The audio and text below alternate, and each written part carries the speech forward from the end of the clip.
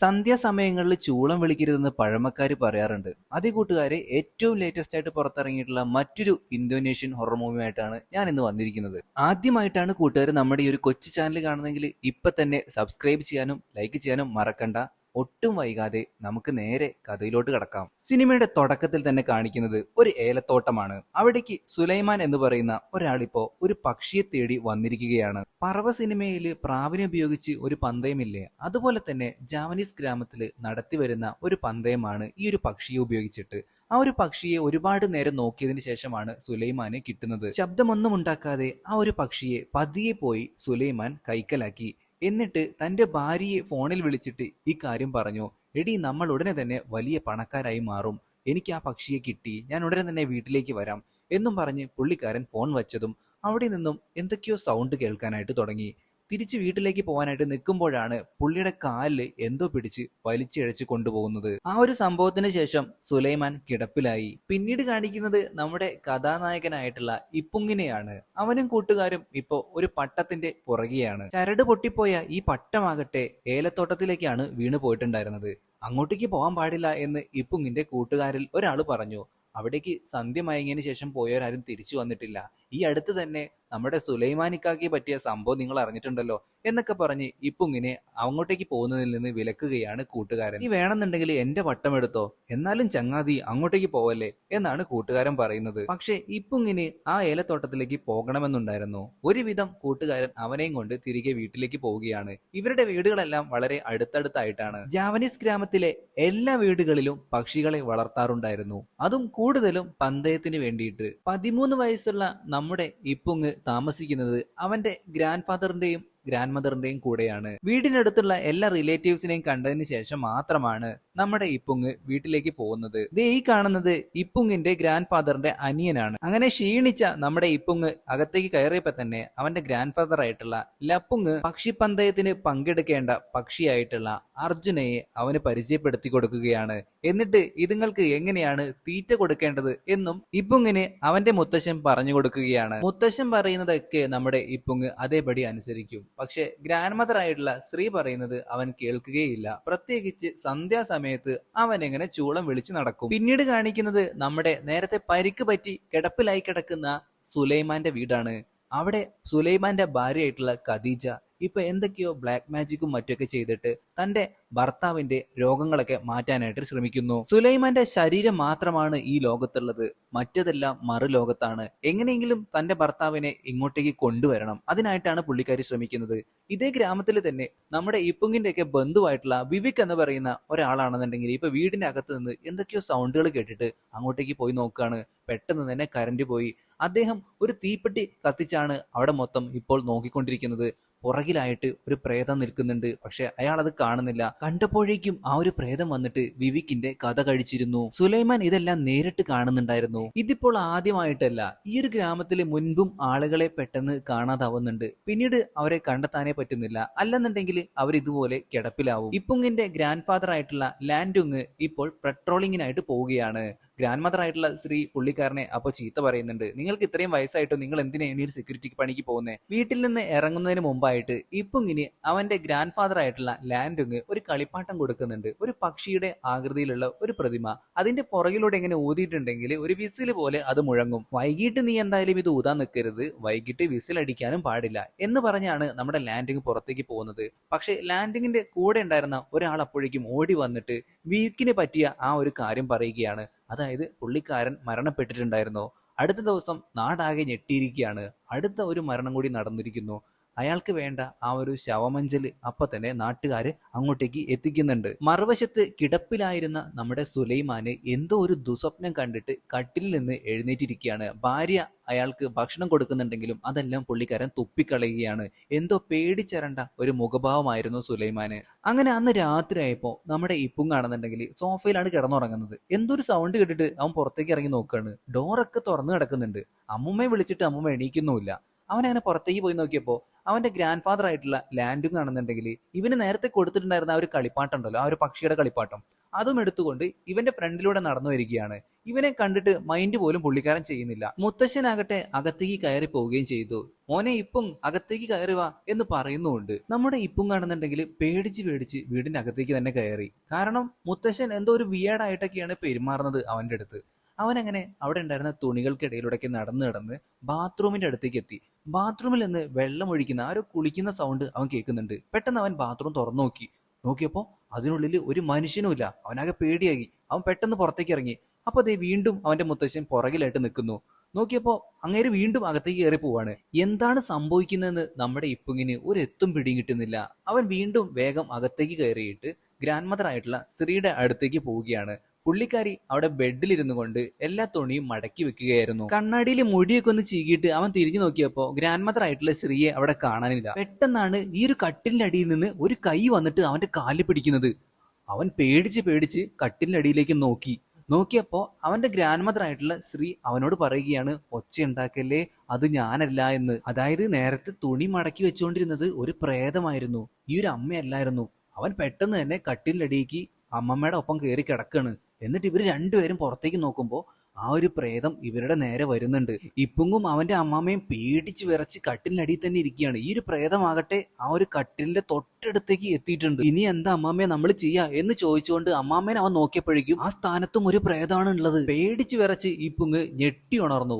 അവൻ കണ്ട ഒരു ദുസ്വപ്നം മാത്രമായിരുന്നു അത്. പേടിച്ച് വിറച്ച് നമ്മുടെ ഇപ്പുങ്ങ് അവന്റെ ഗ്രാൻഡ് മദറിന്റെ അടുത്തേക്ക് പോവുകയാണ്. മറുവശത്ത് ആ ഒരു മരണ വീട്ടില് ഇപ്പോ ചടങ്ങുകളൊക്കെ നടന്നുകൊണ്ടിരിക്കുന്നു. വരുന്ന ആളുകൾക്ക് കൊടുക്കാനായിട്ടുള്ള വിരുന്നു പലഹാരങ്ങൾ ഒരുക്കിക്കൊണ്ടിരിക്കുകയാണ് അയൽക്കാരി പെണ്ണുങ്ങള്. അവര് പറയുന്നത് മറ്റൊന്നുമല്ല, സുലൈമാന്റെ ഭാര്യയായിട്ടുള്ള ഖദീജ എന്തൊക്കെയോ ബ്ലാക്ക് മാജിക് ചെയ്യുന്നുണ്ട്. നാട്ടിൽ നടക്കുന്ന എല്ലാ മരണത്തിനും എന്തൊക്കെയോ ബന്ധങ്ങളുണ്ട്. അപ്പോഴേക്കും ഖദീജ അങ്ങോട്ടേക്ക് വന്നു. അയൽക്കാരി പെണ്ണുങ്ങള് പിന്നൊരക്ഷരം മിണ്ടിയില്ല. അപ്പോഴേക്കും വൃദ്ധയായിട്ടുള്ള ഒരു സ്ത്രീ അങ്ങോട്ടേക്ക് വന്നിട്ട്, മോളെ ചായ തീർന്നു, അതിനെന്താ ഉമ്മ, ഞാൻ തിളപ്പിക്കാലോ എന്ന് പറഞ്ഞുകൊണ്ട് നമ്മുടെ ഖദീജ ഇപ്പോ ചായ ഇട്ടുകൊണ്ടിരിക്കുകയാണ്. ഈ ഒരു വീട്ടില് നമ്മുടെ ഇപ്പുങ്ങും അവന്റെ ഗ്രാൻഡ് ഫാദറും വന്നിട്ടുണ്ടായിരുന്നു. അവർക്ക് വേണ്ട ചായ കൊടുക്കാനായിട്ട് ഇപ്പൊ ഖദീജ പുറത്തേക്ക് വരുന്നുണ്ട്. താഴെ കിടക്കുന്നുണ്ടായിരുന്ന ആ ഒരു കിളിയുടെ കളിപ്പാട്ടം ഉണ്ടല്ലോ, അത് ഖദീജയാണ് ഇപ്പുങ്ങിന് എടുത്തു നൽകുന്നത്. പിന്നീട് വീണ്ടും ആ ഒരു ഏലത്തോട്ടം കാണിക്കുകയാണ്. ആരോ ഒരാൾ അവിടെ മരിച്ചിട്ടുണ്ട്.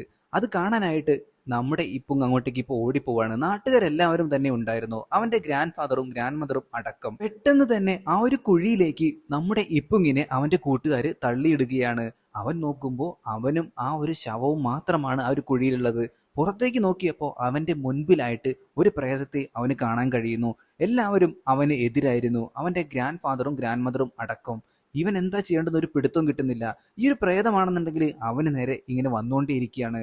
ഇതും അവൻ കണ്ടുകൊണ്ടിരുന്ന ഒരു സ്വപ്നമാണ്. ആരോ കതകിൽ തട്ടുന്ന സൗണ്ട് കേട്ടിട്ടാണ് അവൻ എഴുന്നേറ്റ് അടുക്കളയിലേക്ക് പോയത്. എന്നിട്ട് ഗ്രാൻഡ് മദർ എന്തിനാ എന്നെ ഇങ്ങനെ വിളിച്ച് എന്ന് അവൻ ചോദിക്കുന്നു. ഞാൻ നിന്നെ വിളിച്ചില്ലല്ലോ മോനെ എന്നാണ് ഗ്രാൻഡ് മദർ പറയുന്നത്. അവനാകെ ഞെട്ടിപ്പോയി. നടന്ന കാര്യങ്ങളെല്ലാം തന്നെ ഗ്രാൻഡ് മദറിന്റെ അടുത്ത് നമ്മുടെ ഇപ്പുങ് തുറന്നു പറഞ്ഞു. ഇതാണ് മോനെ മൂത്തവര് പറഞ്ഞത് കേൾക്കണം എന്ന് പറയുന്നത്. അപ്പോഴേക്കും നമ്മുടെ ഇപ്പുങ് ഗ്രാൻഡ് മദറിന്റെ അടുത്ത് സോറി പറയുകയാണ്. ഞാൻ വൈകിട്ടാവുമ്പോ ഇനി ഒരിക്കലും വിസിലടിക്കില്ല അമ്മാമ്മ. മറുവശത്ത് ഖദീജയാകട്ടെ സുലൈമാന്റെ ആ ഒരു പക്ഷിക്കൂട്ടിലുണ്ടായിരുന്ന ആ ഒരു ചെറിയ പക്ഷിയെ എടുത്തിട്ട് ഒരു കത്തി അതിന്റെ കഴുത്തിൽ വെച്ച് പറയുകയാണ്, എന്റെ ഹസ്ബൻഡിനെ പെട്ടെന്ന് നിന്നെ തിരിച്ചു തന്നോ, അല്ലെങ്കിൽ നിന്നെ ഞാൻ വകവരുത്തും. തന്റെ ഭർത്താവിന്റെ ഈ ഒരു അസുഖം മാറാനായിട്ട് എന്തും ചെയ്യാനുള്ള പുറപ്പാടിലായിരുന്നു ഖദീജ. അടുത്ത ദിവസം തന്നെ ഈ ജാവനീസ് ഗ്രാമത്തില് പക്ഷിപ്പന്തയം നടക്കാനായിട്ട് പോവുകയാണ്. എല്ലാവരും അതിന്റെ ഒരുക്കത്തിലായിരുന്നു. മുത്തശ്ശനായിട്ടുള്ള ലാൻഡുങ് ഇപ്പോൾ നമ്മുടെ ഇപ്പുങ്ങിനെ ഒരു കാര്യം ഏൽപ്പിക്കുകയാണ്. അതായത് ഈ ഒരു ഗെയിമിൽ പങ്കെടുക്കുന്ന പക്ഷികളുടെ പേരൊക്കെ അവിടെ പോയിട്ട് രജിസ്റ്റർ ചെയ്യണം.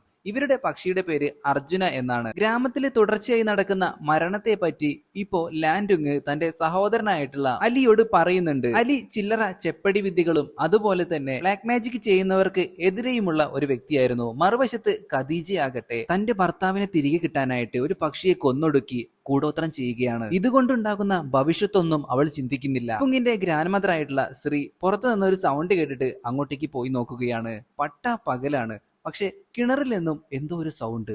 പുള്ളിക്കാരി അങ്ങനെ കിണറ്റിലേക്ക് നോക്കുകയാണ്. പെട്ടെന്ന് തന്നെ നമ്മുടെ ഇപ്പുങ്ങിന്റെ രൂപസാദൃശ്യമുള്ള ഒരു പ്രേതം വന്ന് പുള്ളിക്കാരിയുടെ കഴുത്തിന് പിടിക്കുകയാണ്. എന്തോ ഭാഗ്യത്തിന് അപ്പോൾ തന്നെ ഇപ്പുങ്ങും ലതുങ്ങും അങ്ങോട്ടേക്ക് വന്നു. എന്നിട്ട് ഗ്രാൻഡ് മദർ ആയിട്ടുള്ള നമ്മുടെ സ്ത്രീയെ രക്ഷപ്പെടുത്തി. എന്റെ ജീവൻ പണയപ്പെടുത്താൻ ഇനി ഞാൻ സമ്മതിക്കില്ല എന്നൊക്കെ പറഞ്ഞിട്ട് മുത്തശ്ശനായിട്ടുള്ള ലതുങ്ങിനെ ചീത്ത പറയുന്നത് നമ്മുടെ ഇപ്പുങ് ശ്രദ്ധിച്ചു കേൾക്കുന്നുണ്ടായിരുന്നു. ആ നാട്ടില് മന്ത്രവാദം ചെയ്യുന്ന കിർത്തോയാണ് ഇതിന് പിന്നിൽ എന്ന് വിചാരിച്ചിട്ട് നമ്മുടെ ലതുങ് ഒരു കൂട്ടുകാരനെയും കൂട്ടിയിട്ട് അങ്ങോട്ടേക്ക് ചെല്ലുന്നുണ്ട്. പക്ഷെ അയാൾ വാതിൽ തുറക്കുന്നില്ല. ഖദീജയാകട്ടെ സുലൈമാനെ ഓർത്ത് വിഷമിച്ചിരിക്കുന്നു. സമയം പ്രേതങ്ങൾ ഇങ്ങനെ വരാൻ കാരണം ഇത് മാത്രമാണ് എന്നും പറഞ്ഞുകൊണ്ട് നമ്മുടെ ഗ്രാൻഡ് മദർ ആയിട്ടുള്ള ശ്രീ ഇവരുടെ അലമാരയിലുണ്ടായിരുന്ന ഒരു മുട്ടയെടുത്ത് വീടിന് പുറത്തേക്ക് പോവുകയാണ്. എന്നിട്ട് ഒരു അരുവിയുടെ സൈഡിൽ ചെന്നതിന് ശേഷം ഇനി ഒരിക്കലും തിരിച്ചു വരരുത്, ഞങ്ങളെ ഉപദ്രവിക്കരുത് എന്നും പറഞ്ഞുകൊണ്ട് ആ ഒരു മുട്ട ഒഴുക്കി കളയുന്നു. ആ ഒരു സ്ഥലത്ത് തന്നെയായിട്ട് ഒരു പ്രേതം അവരെ തന്നെ തുറിച്ചു നോക്കുന്നുണ്ട്. മറുവശത്ത് നമ്മുടെ ലതുങ് സഹോദരനായിട്ടുള്ള അലിയോട് കൂടി ഈ കാര്യങ്ങളൊക്കെ പറഞ്ഞു. അങ്ങനെ അലി ഈ ഒരു പ്രേതങ്ങളുടെ ലോകത്തേക്ക് ഒരു യാത്ര നടത്തുകയാണ്. അതായത് ആ ഒരു ഏലത്തോട്ടത്തിലേക്ക് അദ്ദേഹം കടന്നു ചെല്ലുന്നു.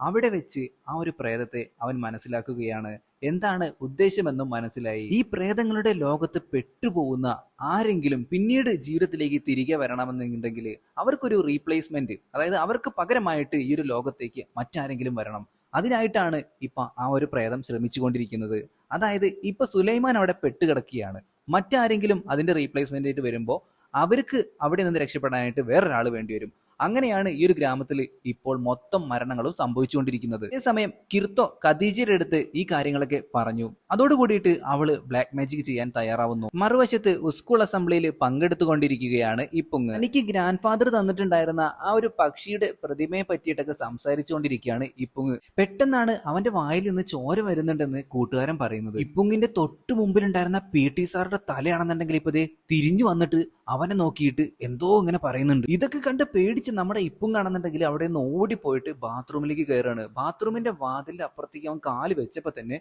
അതൊരു വീടായി മാറുകയാണ്. അവിടെ സുലൈമാന്റെ ആ ഒരു പ്രേതം ഉണ്ടായിരുന്നു. പെട്ടെന്ന് അവൻ ഞെട്ടി എണീറ്റു. അവനിപ്പോ ഒരു ക്ലാസ് റൂമിലായിരുന്നു. ഇപ്പൊ ശരിക്കും അവൻ ബാത്റൂമിലേക്ക് പോവാണ്. ബാത്റൂമിൽ പോയപ്പോ അവിടെ ആരും ഉണ്ടായിരുന്നില്ല. അവൻ അങ്ങനെ തിരിച്ചു പോകാനായിട്ട് നോക്കുമ്പോൾ അവന്റെ കൂട്ടുകാരൻ വന്നിട്ട് അവന്റെ പുറകിൽ നിന്നിട്ട് അവനെ പേടിപ്പിക്കുകയാണ്. ഇപ്പം കാണുന്നുണ്ടെങ്കിൽ അവനെ നല്ല രീതിയിൽ വഴക്ക് പറഞ്ഞു. എന്നിട്ട് അവന്റെ പുറകിലേക്ക് നോക്കിയപ്പോ നേരത്തെ കണ്ട അതേ പ്രേതത്തെ, സുലൈമാൻ പ്രേതത്തെ അവൻ വീണ്ടും കാണുകയാണ്. അതോടുകൂടിയിട്ട് അവൻ ഓടടാ ഓട്ടം. മറുവശത്ത് ലതുങ് അലമാരയിൽ വെച്ചിട്ടുണ്ടായിരുന്ന ആ ഒരു ബോക്സിലെ മുട്ട നോക്കുമ്പോൾ കാണാനില്ല. നീ എങ്ങാനും ഇതെടുത്തോ എന്ന് ചോദിക്കുമ്പോൾ ഭാര്യ പറഞ്ഞു ഞാനത് ഒഴുക്കി വിട്ടു എന്ന്. ഈ സമയം ക്ലാസ് കഴിഞ്ഞു വരുന്ന നമ്മുടെ ഇപ്പുങ്ങിന്റെ അടുത്തേക്ക് ഒരു ട്രക്ക് വന്ന് നിൽക്കുകയാണ്. ഇപ്പുങ്ങിന്റെ ഗ്രാൻഡ് ഫാദറിനെ തെരഞ്ഞിട്ടാണ് അവർ വന്നിട്ടുണ്ടായിരുന്നത്. ഞാനും ആ വഴിക്കാണ് എന്ന് പറഞ്ഞുകൊണ്ട് ഇപ്പുങ് ആ ഒരു ട്രക്കിൽ കയറുകയാണ്. കുശലാന്വേഷണമൊക്കെ പറഞ്ഞുകൊണ്ടിരിക്കുന്ന ഈ ഒരു ആളുകളുടെ സ്വഭാവം പെട്ടെന്ന് മാറാനായിട്ട് തുടങ്ങി. എന്തോ പന്തികേട് മണത്ത നമ്മുടെ ഇപ്പുങ് കാണുന്നുണ്ടെങ്കിൽ ട്രക്ക് ഓടിക്കുന്ന ആളെ നോക്കിയപ്പോഴാണ് കാര്യം മനസ്സിലായത്. അത് മൊത്തം പ്രേതങ്ങളായിരുന്നു. അവൻ പെട്ടെന്ന് തന്നെ ആ ഒരു വണ്ടിയിൽ നിന്ന് ചാടി ഇറങ്ങി. എന്നിട്ട് വീട്ടിലേക്ക് പോയി ഗ്രാൻഡ് മദർ ആയിട്ടുള്ള ശ്രീയുടെ അടുത്ത് കാര്യങ്ങളൊക്കെ തുറന്നു പറഞ്ഞു. മറുവശത്ത് നമ്മുടെ ഖദീജയാകട്ടെ അലക്കിയ വസ്ത്രങ്ങൾ വിരിച്ചിടുമ്പോഴാണ് വിരിച്ചിട്ടിരുന്ന ആ ഒരു വസ്ത്രത്തിന് പുറകിലായിട്ട് ഒരു പ്രേതം വന്ന് നിൽക്കുന്നത്. ഇടിച്ച് ഖദീജ അങ്ങോട്ടേക്ക് നോക്കിയില്ല. പെട്ടെന്ന് തന്നെ ആ ഒരു പ്രേതം അവിടെ നിന്ന് പോയി. പക്ഷെ ആ ഒരു തുണിയുടെ അടിയിലായിട്ട് നമ്മുടെ ഇപ്പുങ്ങിന്റെ ആ ഒരു പക്ഷി കളിപ്പാട്ടം ഉണ്ടായിരുന്നു. ആ ഒരു കളിപ്പാട്ടം കൊടുക്കാൻ എന്ന വ്യാജേന ഇപ്പോ ഇപ്പുങ്ങിനെ കാണാനായിട്ട് ഖദീജ എത്തിയിരിക്കുകയാണ്. ഇപ്പും കാണുന്നുണ്ടെങ്കിൽ ആകെ തലവേദനിച്ച് ഇരിക്കുകയായിരുന്നു. അവനപ്പോൾ ഒരു മെഡിസിൻ ആണെന്നും പറഞ്ഞ് ഖദീജ ഒരു മിഠായി കൊടുക്കുന്നു. പക്ഷെ അത് കഴിച്ചതോട് കൂടിയിട്ട് നമ്മുടെ ഇപ്പുങ്ങിനാണെങ്കിൽ ഇപ്പൊ ഭയങ്കരമായിട്ട് ക്ഷീണം വരികയാണ്. ഖദീജ പോയ അപ്പൊ തന്നെ ഇപ്പുങ് തിരികെ വീട്ടിലേക്ക് കയറിയപ്പോ അവൻ മറ്റൊരു വീട്ടിലേക്ക് കയറിയതുപോലെയാണ് അവനിപ്പോ തോന്നുന്നത്. ഇതേ സമയം കിർത്തോയുടെ വീട്ടിലേക്ക് പോയിട്ട് അവന്റെ കൊങ്ങയ്ക്ക് പിടിച്ചിരിക്കുകയാണ് ലതുങ്. എന്നിട്ട് ഖദീജ നടത്തുന്ന ആ ഒരു ബ്ലാക്ക് മാജിക്കിന്റെ കാര്യം നമ്മുടെ ലതുങ് അവിടെ നിന്നും മനസ്സിലാക്കി. ഇപ്പൊ ലതുങ് നേരെ ഖദീജയുടെ അടുത്ത് വന്നിട്ട് അവളെ ശപിക്കുകയാണ്. നിന്റെ ഭർത്താവ് കാരണം, നീ കാരണം എന്റെ കുടുംബം മൊത്തം നശിക്കാനായിട്ട് പോവുകയാണ്, നീ ഒരിക്കലും ഗുണം പിടിക്കില്ല എന്ന് പറഞ്ഞുകൊണ്ട് പുള്ളിക്കാരൻ അപ്പൊ തന്നെ അവളെ ശപിച്ച് അവിടെ മൊത്തം ഇങ്ങനെ തുപ്പുകയാണ്. അതും കൂടി ആയപ്പോ ഖദീജയ്ക്ക് ദേഷ്യം ഇരട്ടിച്ചു. അവളും എന്തോ കാര്യം ചെയ്യാനുള്ള പുറപ്പാടിലാണ്. ഇനി അലി വിചാരിച്ചാൽ മാത്രമേ തന്റെ ചെറുമകനെ രക്ഷിക്കാനായിട്ട് പറ്റുകയുള്ളൂ എന്നും പറഞ്ഞുകൊണ്ട് അലിയുടെ അടുത്തേക്ക് ലതുങ് പോയി കാര്യം പറഞ്ഞു. അലിയും ലതുങ്ങും കൂടി ഇപ്പൊ ആ ഒരു ഏലത്തോട്ടത്തിലേക്ക് പോവുകയാണ്. അവിടെ വെച്ച് നമ്മുടെ അലി ആ ഒരു പ്രേതത്തിന്റെ ലോകത്തേക്ക് ഇപ്പോൾ ലതുങ്ങിനെ പറഞ്ഞയക്കുകയാണ് തന്റെ ചെറുമകനെ രക്ഷിക്കാനായിട്ട്. ഇപ്പുങ്ങാകട്ടെ ആ ഒരു പ്രേത ലോകത്ത് എങ്ങോട്ടെന്നില്ലാതെ നടന്നുകൊണ്ടിരിക്കുകയാണ്. ഒരു വീടിന് ഫ്രണ്ടിലായിട്ട് എന്തോ ഭാഗ്യത്തിന് അവൻ അവന്റെ ഗ്രാൻഡ് ഫാദറിനെ കാണുകയാണ്. ഗ്രാൻഡ് ഫാദർ അവൻ അടുത്തേക്ക് വിളിച്ചു. അവൻ അങ്ങോട്ടേക്ക് പോകുന്നതിന് മുമ്പായിട്ട് തന്നെ ശരിക്കുമുള്ള ഗ്രാൻഡ് ഫാദർ അവനെ വിളിച്ചുകൊണ്ട് കൊണ്ടുപോവുകയാണ്. പക്ഷേ ഇവരെ പിന്തുടർന്നുകൊണ്ട് ആ ഒരു പ്രേതം വരികയാണ്. ഏലത്തോട്ടത്തിന്റെ നടുവിലായിട്ട് ആ ഒരു പ്രേതം നിൽക്കുന്നുണ്ട്. അവിടുത്തെ ലൈറ്റുകൾ മൊത്തം ഓഫായി. പെട്ടെന്ന് തന്നെ ആ ഒരു പ്രേതം ഇവരുടെ നേരെ പാഞ്ഞെടുക്കുന്നു. രണ്ടുപേരും ഇപ്പൊ രണ്ട് വഴിക്കായിട്ടുണ്ട്. അങ്ങോട്ടും ഇങ്ങോട്ടും അന്വേഷിച്ച് നടക്കുന്നതിനിടയിൽ നമ്മുടെ ഇപ്പുങ്ങിന്റെ അടുത്തേക്ക് ഈ ഒരു പ്രേതം വന്നിട്ട് അവന്റെ കൊങ്ങയ്ക്ക് കയറി പിടിച്ചിരിക്കുകയാണ്. അവന് രക്ഷപ്പെടാൻ പോലും പറ്റുന്നില്ല. പെട്ടെന്നാണ് അവന്റെ ഗ്രാൻഡ് ഫാദർ വന്നിട്ട് ഈ ഒരു പ്രേതത്തെ കീഴ്പ്പെടുത്താനായിട്ട് ശ്രമിക്കുന്നത്. എന്നിട്ട് നമ്മുടെ ഇപ്പുങ്ങിനോട് ഓടി രക്ഷപ്പെടാനും പറഞ്ഞു. സംഗതിയെല്ലാം കയ്യിൽ നിന്ന് പോയി എന്ന് മനസ്സിലായിട്ടുണ്ടായിരുന്ന നമ്മുടെ അലിയാകട്ടെ ആ ഒരു പ്രേതലോകത്തേക്ക് അപ്പോൾ വരികയാണ്. എന്നിട്ട് വഴിതെറ്റിപ്പോയ നമ്മുടെ ഇപ്പുങ്ങിനെ സഹായിക്കുന്നു.